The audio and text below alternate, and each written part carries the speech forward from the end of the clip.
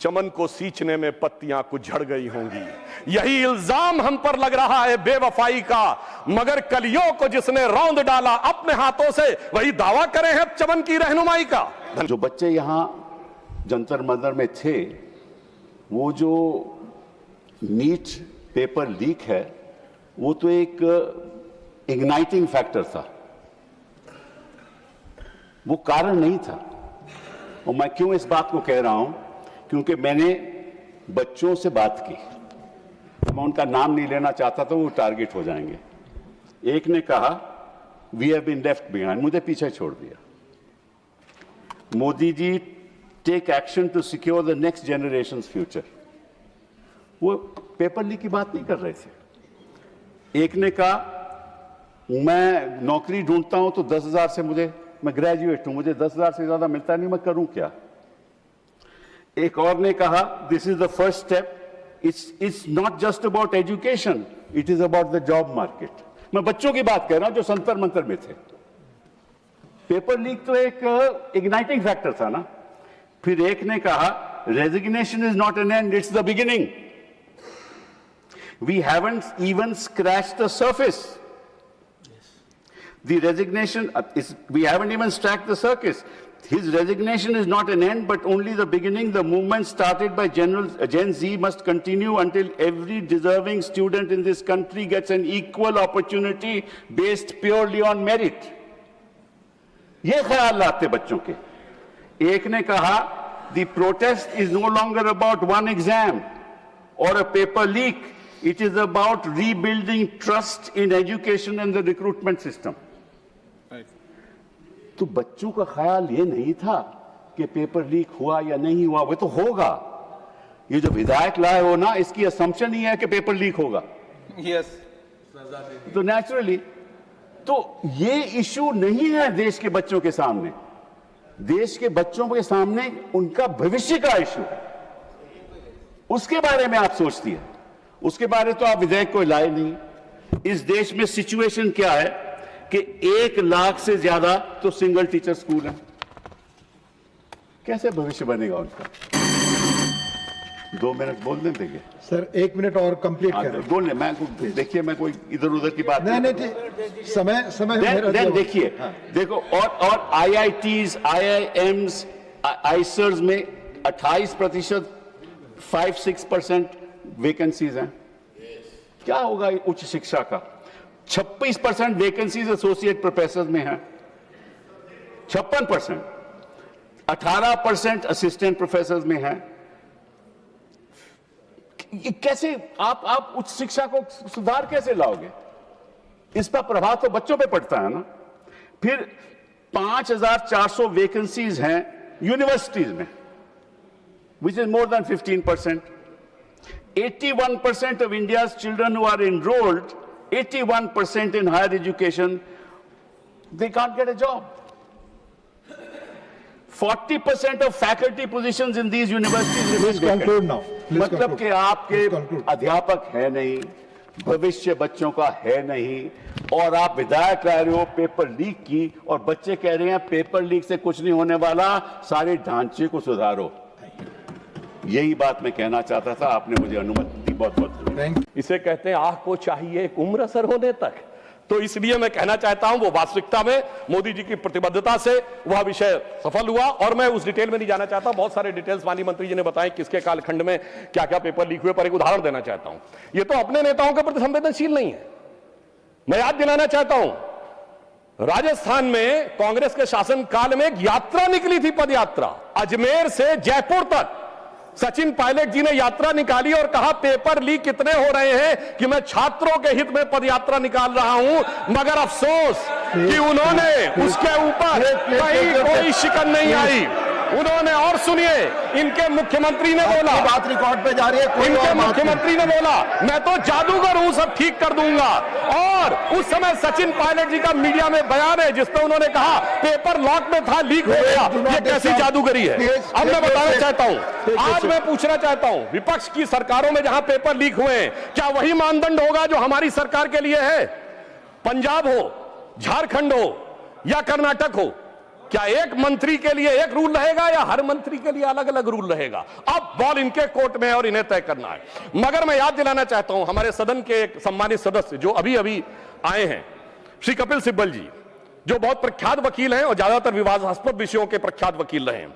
उन्होंने शिक्षा मंत्री रहते हुए यह वकालत करने चले गए कि साहब हम बच्चों को लीगल एड देंगे। इनके शिक्षा मंत्री रहते हुए 2009 से 12 में सिर्फ सर 2010 में रेलवे रिक्रूटमेंट बोर्ड, 2011 में all India engineering entrance examination, 2011 में हरियाणा बोर्ड और 2012 में एम्स। सर आप समझिए, मैं कहना चाहूंगा यानी जिस पर होना चाहिए था इल्जाम वो लेके आ गया वकालत का पैगाम। अब पता नहीं है छात्रों का करेंगे काम या करेंगे छात्र हितों का काम तमाम।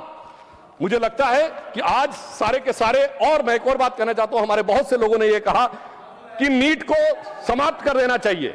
मैं सभापति महोदय बताना चाहता हूं, जब नीट नहीं थी 2016 में तो क्या होता था? प्राइवेट कॉलेजेस की सीटें नीलाम हुआ करती थी लाखों लाख रुपए में। वो गरीब और मध्यम वर्ग के बच्चे को तो कभी उसके लिए स्वप्न से बाहर था कि 25 लाख 50 लाख रुपए देकर एडमिशन पाएगा, पीजी में कहीं 1-1 करोड़ रुपए देकर एडमिशन पाएगा।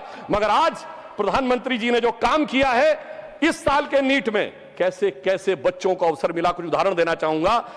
राजस्थान के बाड़मेर में एक दिहाड़ी मजदूर लखा की बेटी को और बूंदी में राजस्थान की सूरज सैनी को मौका मिला है। भागलपुर का सूरज कुमार या रायसेन के मध्य प्रदेश का आदर्श लोधी या लखनऊ की वो नीलू जिसकी मां घरों में काम करती थी, गोरखपुर का वो विशाल तिवारी जिसके पिता ऑटो रिक्शा ड्राइवर थे, मुजफ्फरनगर का वो मोहम्मद सुहेल जिसके पिता ई रिक्शा चलाते थे। सभापति जी, इन बच्चों के अरमान पूरे होने का यदि श्रेय किसी व्यक्ति को जाता है तो प्रधानमंत्री श्री नरेंद्र मोदी जी को। इन बच्चों के अरमान पूरे हुए, मगर जो कैपिटेशन फीस लेके सैकड़ों करोड़ प्रति वर्ष कमाते थे उनके अरमानों पे बिजली गिरी है।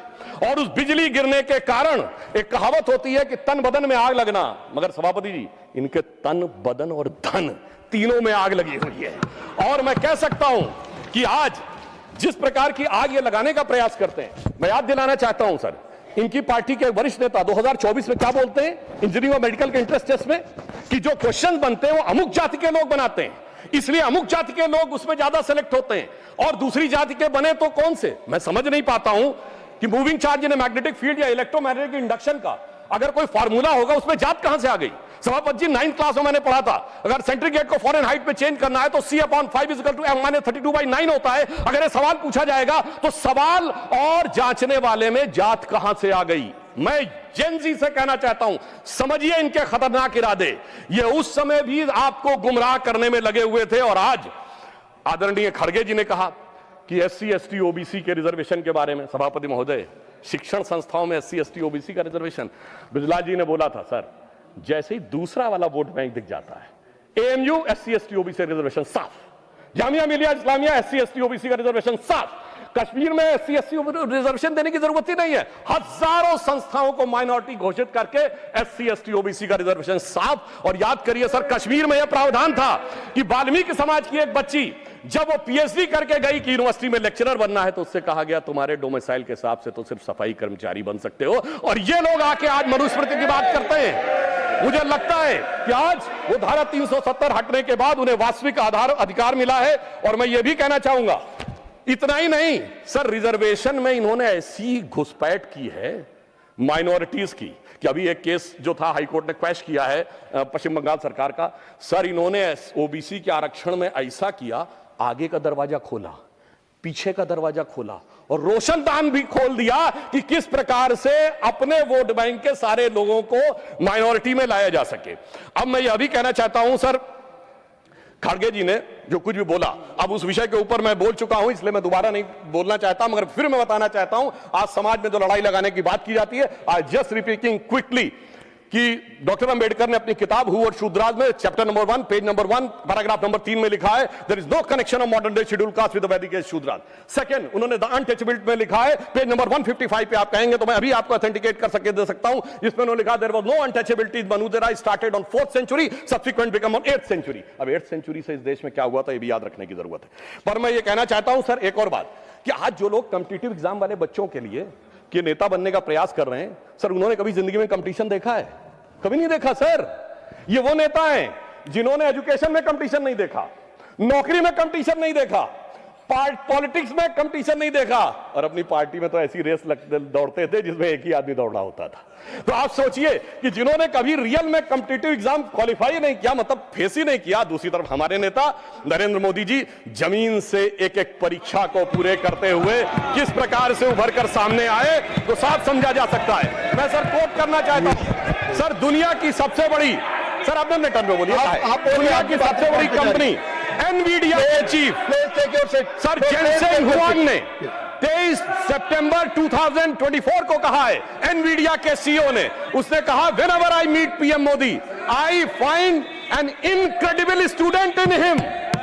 तो एक तरफ है हमारे नेता जो motivated, dedicated and incredible student है, दूसरी तरफ एक वो है जो फ्रस्ट्रेटेड, रिजेक्टेड और हर लोकसभा सत्र के बाद इंटरनेशनली इनविजिबल नेता है। अब मैं एक और बात कहना चाहता हूं, एक चीज जो हमारे लिए चिंता का विषय है सर, देखिए जिस प्रकार की भाषाएं आई वहां पर बच्चों के उसमें वो बहुत अशोभनीय और चिंताजनक था, जिस ढंग की भाषा का प्रयोग किया गया, मगर बच्चों की क्या गलती है सर, जो बड़ों से सीखते हैं। यदि यहां पे गालियां दी जाती हैं, अभी जो सदन में सदस्य खड़े हुए उन्होंने भी गाली वाली दी थी, अलग बात है, प्रधानमंत्री जी को बिहार में मां की गाली दी जाती है, आखिर में बच्चे बड़ों से ही सीखते हैं। तो मुझे लगता है ये भी ध्यान रखना चाहिए, मगर मैं दलगत भावना से अलग होकर कहता हूं, आज जो कुछ आपने सुना, हम इस तरफ पक्ष के हो या उस पक्ष के हो, क्या हमें नहीं लगता कि इस विषय को लेकर हमें चिंता होनी चाहिए, इस पे पूरे सदन को चिंता होनी चाहिए और इसका मार्ग प्रशस्त होना चाहिए। इसलिए मैं सदन की तरफ से कहना चाहूंगा कि शील, विनय, आदर्श, सभ्यता तार बिना झनकार नहीं है, शिक्षा क्या स्वर साध सकेगी यदि नैतिक आधार नहीं है।